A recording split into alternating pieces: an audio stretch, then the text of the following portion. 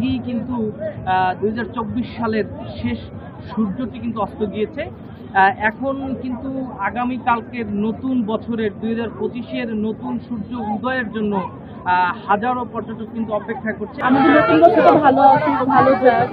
যেই বছরটা গিয়েছে সেটা তো সবারই ভালো গিয়েছে, কম গিয়েছে, সবই মানে ভালো মন্দ দিয়ে গিয়েছে। বাট নতুন বছর আরো ভালো হোক, এটা আশা করি।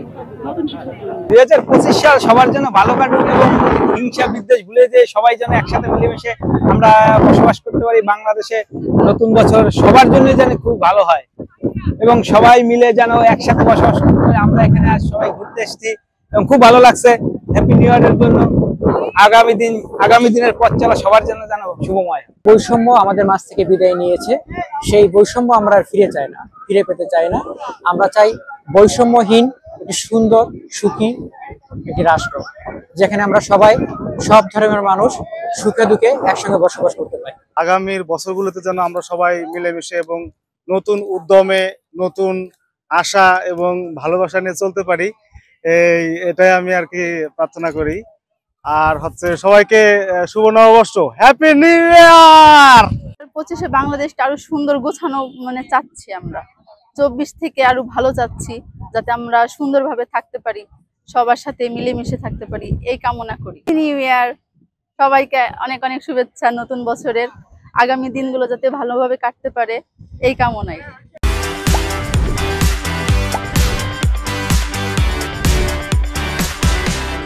জানাই আগামী 2025 সালের জন্য হ্যাপি নিউ ইয়ার। সবার জন্য সুস্থ এবং সুন্দরভাবে কাটুক 2025 সাল। সবাই ধর্ম বর্ণ জাতি নির্বিশেষে হিংসা বিভেদ সবকিছু ভুলে সবাই যেন একসাথে বিভিন্ন অনুষ্ঠানে যোগদান করে, সবাই যেন একসাথে ভালোভাবে আমরা একটি সুস্থ বাংলাদেশ গড়ে তুলতে পারি, এইটাই 2025 সালের আশা আমাদের। 2024 সাল যা কিছু সুখ দুঃখ আনন্দ বেদনা সব জলাঞ্জলি দিয়ে আমরা নতুন ভোরের প্রত্যাশী। আমরা চাই এই 2025 সালটা আমাদের সবার জন্য ভালো কাটুক। একেবারেই কিন্তু সমুদ্রের পাড়ে রয়েছে, এখানে সূর্য অস্ত দেখতে দেশি বিদেশি হাজারো পর্যটক কিন্তু এই সমুদ্র সৈকতগুলোতে এসেছেন। এখন সূর্য অস্ত গিয়েছে যেহেতু, সেক্ষেত্রে তারা একটু হাঁটা চলা করছেন। অনেকে কিন্তু তাদের প্রিয়জনের সাথে এই শেষ বছরের স্মৃতিটুকু কেউ মোবাইলে, কেউ ক্যামেরা বন্দি কিন্তু করছেন। অনেকেই কিন্তু বলছেন যে আমরা কথা বলেছিলাম আগত পর্যটকদের সাথে, তারা কিন্তু বলছে যে বৈষম্য কিন্তু দূর হয়েছে, সেই বৈষম্য নতুন বাংলাদেশের জন্য, বৈষম্যহীন বাংলাদেশের জন্য তৈরি। আমাদের কিন্তু পর্যটক রয়েছে, আমরা সরাসরি 2025 কেমন দেখতে জানাবেন।